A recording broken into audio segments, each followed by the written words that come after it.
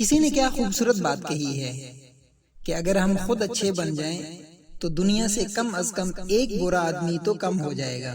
کہتے ہیں کہ ایک صاحب اپنے گھر میں بیٹھے مطالعہ کرنے میں مشغول تھے۔ مطالعے سے خلوت میں خوشی، تقریر میں زیبائش، ترتیب و تدوین میں استعداد اور تجربے میں وسعت پیدا ہوتی ہے۔ اسی کمرے میں ان کا ایک چھوٹا بیٹا بھی موجود تھا جس کی شرارتوں سے ان کی یکسوئی میں خلل آ رہا تھا۔ کچھ دیر تو انہوں نے برداشت کیا، لیکن جب اس کی شرارتیں زیادہ ہو گئیں تو انہوں نے اسے اپنے پاس بلا کر سمجھایا۔ بچہ کچھ دیر تو خاموش رہا، مگر تھوڑی دیر بعد پھر شرارتیں شروع کر دیں۔ اب انہوں نے اسے بہلانے کے لیے کچھ پیسے دیے کہ جا کر دکان سے کچھ کھا پی لے تاکہ وہ اپنا مطالعہ جاری رکھ سکے۔ بچہ جب کھا پی کر اپنی چیزیں ختم کر چکا تو تھوڑی دیر بعد پھر شرارتیں کرنے لگا۔ اب کی بار والد نے اسے مشغول کرنے کے لیے ایک ترکیب سوچی۔ ان کے پاس ایک پرانا اخبار پڑا تھا جس پر ایک طرف پوری دنیا کا نقشہ بنا تھا۔ انہوں نے بچے کو اس نقشے سے متعلق کچھ رہنمائی کر دی کہ فلاں براعظم یہاں سے یہاں تک ہے، فلاں ملک یہاں سے یہاں تک، اور فلاں سمندر یہاں سے یہاں تک۔ پھر وہ نقشہ انہوں نے اس بچے کے سامنے پھاڑ دیا اور اس کے بہت سے ٹکڑے کر دیے اور اسے کہا کہ تم اسے دوسرے کمرے میں لے جاؤ اور اسے جوڑ کر لے آؤ۔ اگر تم اسے ٹھیک ٹھیک جوڑ لو تو تمہیں اس کے بدلے انعام ملے گا۔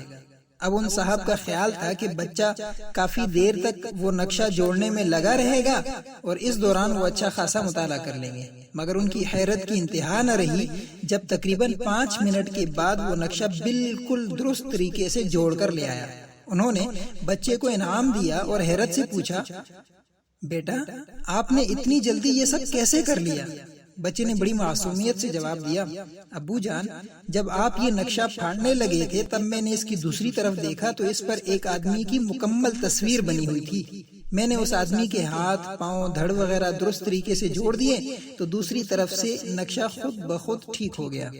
اس وقت دنیا میں ہمیں جو خرابیاں اور فساد نظر آ رہا ہے وہ دراصل ایک ایک فرد کی خرابی اور بگاڑ کی وجہ سے ہے۔ یہ ایک تصویر کی خرابی ہے جو بکھر گئی ہے۔ یہ تصویر میری بھی ہے اور آپ کی بھی۔ یہ ہم میں سے ہر ایک کی تصویر ہے جو کہ اخلاقی اور معاشرتی اعتبار سے ٹوٹ پھوٹ کا شکار ہے۔ اگر ہم میں سے ہر ایک فرد ٹھیک ہو جائے تو معاشرہ بہتر ہو سکتا ہے۔ فرد معاشرے کی بنیادی اکائی ہوتی ہے۔ ابو الحسن علی ندوی رحمہ اللہ فرمایا کرتے تھے کہ فرد کی مثال معاشرے میں اس طرح ہے جیسے ایک عمارت کے لیے اینٹ۔ فرد کی اصلاح معاشرے کی اصلاح ہے اور فرد کا بگاڑ پورے معاشرے کا بگاڑ ہے۔ ہم میں سے ہر شخص ایٹمی سائنسدان نہیں بن سکتا، مگر تھوڑی سی کوشش کر کے ایک اچھا انسان ضرور بن سکتا ہے۔ سورۃ الشمس میں اللہ تعالیٰ نے 11 قسمیں کھانے کے بعد ارشاد فرمایا کہ کامیاب ہو گیا وہ شخص جس نے اپنے نفس کو سنوار دیا۔ ہم میں سے ہر شخص یہ سوچتا ہے کہ اکیلی لکڑی کیا آنچ دے، میرے ایک کے ٹھیک ہو جانے سے کیا فرق پڑ جائے گا، لیکن ایسا نہیں ہے، بلکہ ہر شخص اپنے کیے کا ذمہ دار ہے اور اپنے اچھے یا برے کیے کا بدلہ پائے گا۔ اصلاح کی گنجائش ہر کسی میں ہر وقت رہتی ہے۔ ہم کسی اور کو ٹھیک کر پائیں یا نہیں، مگر خود کو تو ٹھیک کر سکتے ہیں، کیونکہ انسان بے شک کالا ہو مگر اس کے کرتوت کالے نہیں ہونے چاہیے۔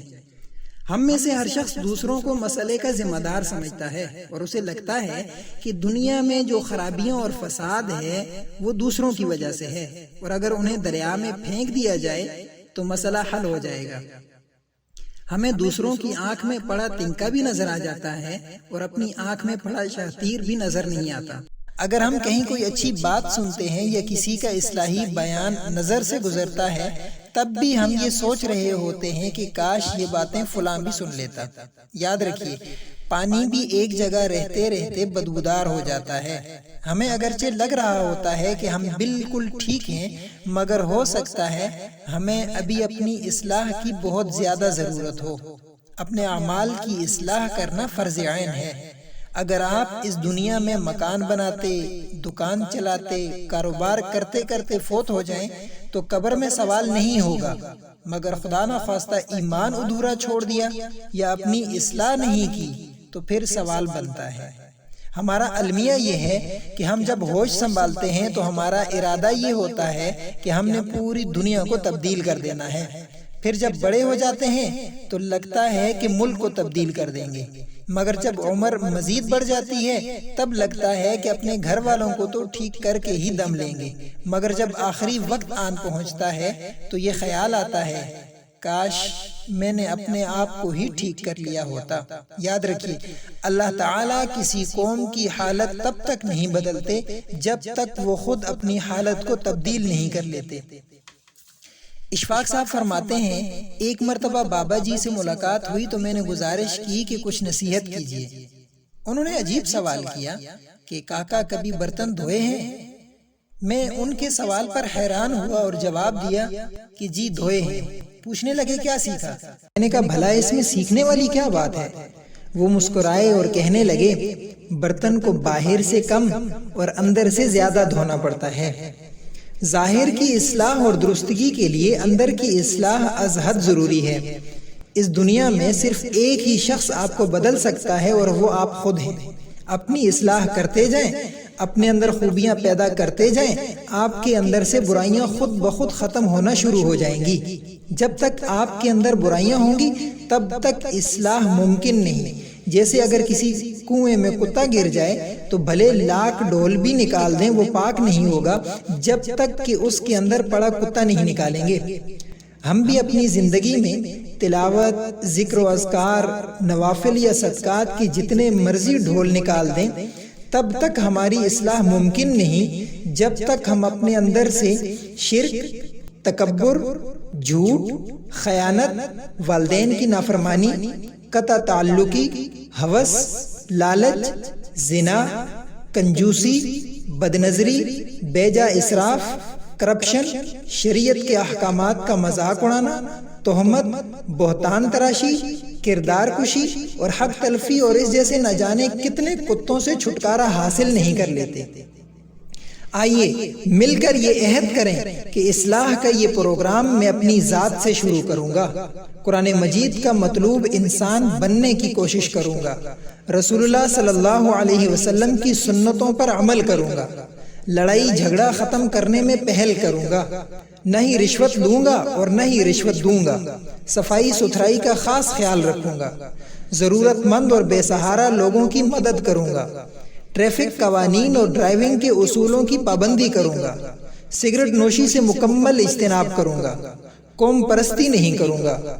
دوسروں کی رائے کا احترام کروں گا۔ دھوکہ دہی اور فریب نہیں کروں گا۔ ملکی قوانین کی پاسداری کروں گا۔